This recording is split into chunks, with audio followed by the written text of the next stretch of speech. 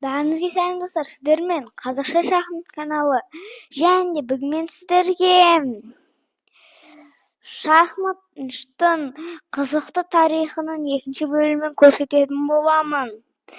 Және де біз шатранжтың Еуропаға келгенмен тоқтағанбыз. Бүгінгі видеода көретініңіздерге айтып кетейін. Бүгінгі видеода сіздер шатранжтың қалай шахматқа айналғанын, және де шатранжтың қандай ережелері өзгерді, қандай жаңа ережелер бар, шатранж неге өзгерілді, осыны сіздерге қазақша шахмат ұсынады, және де сіздерге жақсы просмотрды ұсынамын. Және де сіздер бұл видеоны егерде шахмат ұнаса, соңына дейін қарап кетіңіздер. Біз сіздерге өте көп тарихи шахматтың ақылын береміз. Және де шахматтың бұрынғы ойындарын айтамыз. Және де біз бастаймыз. Шатранж Еуропа жеріне келген соң, Еуропаларға ұнамағандықтан шатранж, олар оны ауыстырғысы келді басқа ойынға.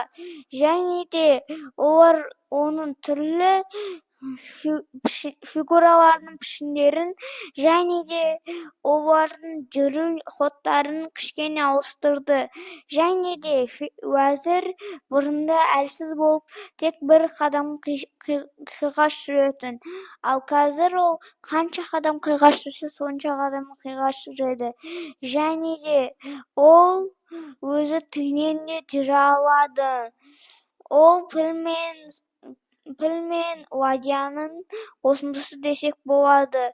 Егер де ладьяның қазақшасын білсеңіздер, айтып кетіңіздер. Мен сіздерге дұрыс вариантын жазамын. Сіздердің қаншалықты шахмат фигураларын білетініңізді тексеріп көрейік. Ал біз жалғастырамыз. Және де шатранжтың шахматқа айналуы осылай басталды. Және де шатранжтың аты да шахматқа ауысты.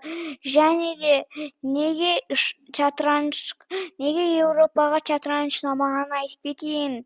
Себебі шатранжты ойнау өте ұзақ болған. Ал Еуропа елдеріне ол ұнамаған. Және де олар шатранжты шахматқа ауыстырғысы келді.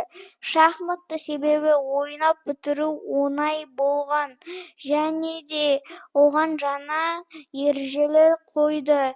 Олар ауыз түйіс, өткелді алу және тағы біреу. Бұл егерде екі жасау мүмкін емес ходты жасасаңыз, сіз шығасыз. Оны мен сіздерге қазір редактор доскида көрсетемін. Редактор доскиға кіреміз.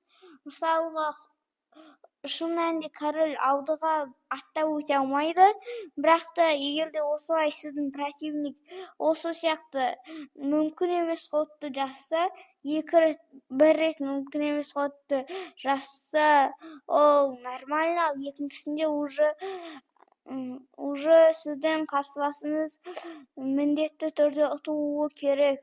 Және де шахмат спорт түріне енді. Оны түрлі ютуберлар түсіре бастады. Және де шахмат спортқа кірді. Және де ол тек жай спорт емес, білім спортының ең біріншісі болды. Ол тақтамен ойналатын спортқа жатты. Және де ол күшті емес, білімді қозғау керек спорттың бірі. Қазір шахматқа ұқсас шашки дойбы деген ойындар шықты. Бірақ та шахмат сияқты білімді дамытатын әлі ешқандай ойын шыққан жоқ. Және де шахматта разрядтар, рейтингтар пайда бола бастады. Және де шахматқа түрлі ойындар пайда болды. Шахматты командамен ойнайтын шахмат түрлері пайда болды. және де шахмат туралы осындай қызықты факттарды айтып кетейін. Енді сіздер осы видеоны аса тіркеліп, лүпіл басып, қоңыраушаны басуды ұмытпаңыздар. Сіздермен болған қазақша шахмат каналы.